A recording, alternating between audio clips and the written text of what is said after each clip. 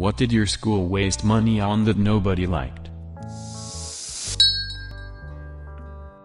When I was still a student, my school spent almost $200,000 to paint the roads outside our school. You read that right. Almost $200,000 of our precious tuition dollars to paint the roads outside blue and yellow. To pour salt on this painful wound, the paint job didn't even make it through winter.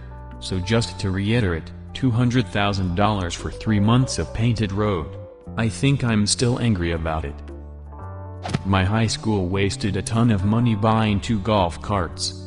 Their reasoning was it allowed staff to get to any dangerous scenes faster. Except we never had any accidents and they were mostly used for joyrides by the hall monitors. This seems like a shitty idea regardless. Driving golf carts indoors in a school sounds dangerous. I imagined that it was a school with multiple buildings and outdoor space, but it's funny to imagine them inside tiny hallways. A 3D printer that the teachers won't learn how to use, so now nobody is allowed to use it. This happened so many times when I went to school, but I specifically remember computers for art that weren't allowed to be turned on because the hippie art teacher didn't believe in it. Turns out they also licensed several copies of the Adobe Creative Suite that went to waste. Some of my classmates won a bunch of money for our school. Our school was one of the lowest funded schools in the district. The district took the money and spent it on another school. It reminds me when I was a sophomore, my school was next in line to get renovations and upgrades. Only half classes even had air conditioning. Instead, the district built a new school that took half of my graduating class. They also took teachers, so my classes were still overcrowded. Was on boys' varsity soccer team in high school.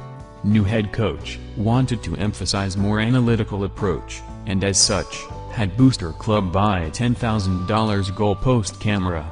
None of the team liked the idea anyway, especially since the girls' soccer team used their money for new jerseys and nicer balls, and they still made it farther in their playoffs than we did almost every year. As it turns out, the coach couldn't figure out how to put the camera together, and we never used it. Biggest waste of $10,000 I've ever seen. Name tags. Shortly after Columbine and all those other shootings peaked in frequency, it was supposed to keep outsiders from getting in the school unnoticed and shooting everyone. If Columbine had them at that time, the shooters would have had name tags, too. Because as is the case for most shootings, the shooters went to school there. I'm a teacher. My first year, the school leader bought a ping pong table for the lounge in an attempt to make school more fun and relaxing. It simply became a surface to put copiers on. Chromebooks that die in like 30 minutes. It's a tragedy when schools try to get tech for their students and basically buy junk because they have no idea what they're doing, and the next time someone brings up doing it right, they just point to it failing last time. Trash cans with the school logo on them in banners. They tried hyping us up about new trash cans on the morning show. At my school they took away some of the tables in the cafeteria until we kept it cleaner. We just sat on the floor instead. My college bought a small restaurant out for $1 million to build $1 million brick gate that doesn't close. Mine bought out a shopping center, built a dorm with restaurants no one eats at, and now won't let anyone use it. My school sold off the air rights over at parking garage. They still have the garage, they just sold the area above it, in return got the rights to use the cinema in the new building for lectures, and had enough to buy a hotel for dorm and build a shitload of study rooms.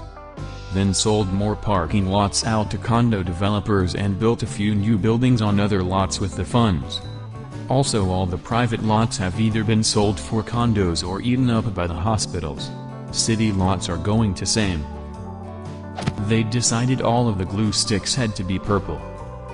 I guess purple glue does taste as good as purple crayons. iPads for the kindergarten. They were intended to have educational apps on them that kids could play on at indoor recess. Believe it or not, most kindergarteners would rather play on the swings or play with dolls than learn to write their name on an app. No one used them, no one liked them, and they all broke within 2 months. New TVs in the cafeteria that just show the morning announcement said it. They already send out emails that have the morning announcements in them.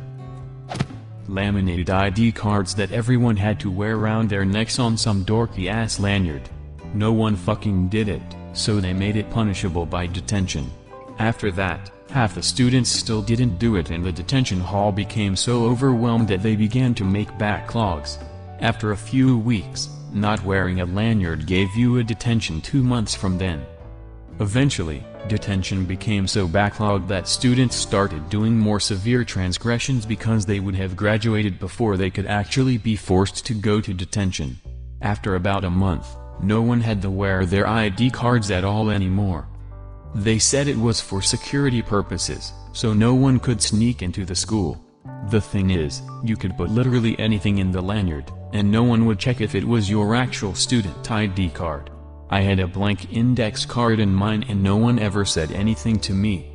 If someone actually wanted to sneak into the school, all they would need is a lanyard and no one would ever check if it's actually authentic or not.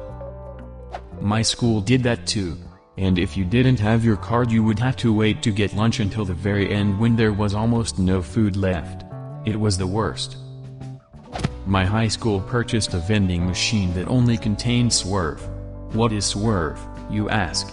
Carbonated milk. When 65 inches TVs were like $4,000 they set about 8 of them around campus that just displayed the time. $4,000 clocks. Not to mention whatever they used as a video source to send to the display.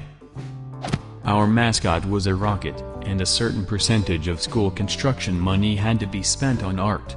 They spent $90,000 commissioning a giant rocket sculpture for the main field entrance. When it was unveiled, the artist had made one tiny change to the design. Instead of a pointy rocket tip, he'd gone with a rounded, mushroom tip. I mean, we thought it was hilarious, especially when they cut off the tip as their solution to the problem, but nobody liked it. They circumcised the rocket. Murals in the bathrooms that replaced the mirrors. You sure they replaced them and didn't just put a mural on the wall opposite? My school's mascot was a knight, and it was rumored that the school had the choice of installing a pool at the high school, or to commission a large, think like 25 feet long, metal sculpture of a knight on a horse, and to hang it from the ceiling in the back hallway. They opted for the horse. Smart boards. The teachers don't know how to use them, they just don't work that well and a classic blackboard is better to write on. My first high school wasted money on a war. Maybe I should explain. The school where I spent my freshman and sophomore years had 2 parking lots, one of which was reserved for faculty and guests. The second one, the place where students could park their cars, was near the back of the campus, and although it was larger and arguably more convenient for many reasons, it became the site of a long-running battle.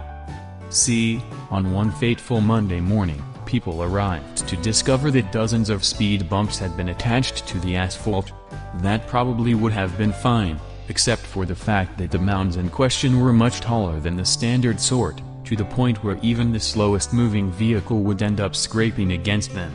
Complaints, from both students and parents, were quickly filed with the administration, but the official response was that nothing would be done. Something was done anyway, though. Nobody ever found out who had been responsible, but a few days later, word started to spread that the speed bumps had been removed. As it turned out, someone, or more likely, a group of someones, had ventured out in the middle of the night, hacked the offending humps from the parking lot, and returned the space to its original state. Needless to say, this didn't sit well with the people in charge of the school, and they wasted no time in taking action. By which I mean that they paid to have new obstacles, which were still too tall, installed. Another removal happened after that. Another reconstruction followed, along with the hiring of a dedicated security guard. To the best of my knowledge, that was when the war finally ended. The ceasefire may have come about because the latest speed bumps were finally short enough to actually get over, but my guess is that the vigilante vandals just gave up. Either way, I'm fairly sure that I wound up experiencing the one moment in history that saw someone being hired for the express purpose of protecting speed bumps. I need to find jobs like this where people get paid to do dumb shit like guard speed bumps. Did your school spend money on something useless? Leave a comment. And subscribe to this channel if you want to see more same videos.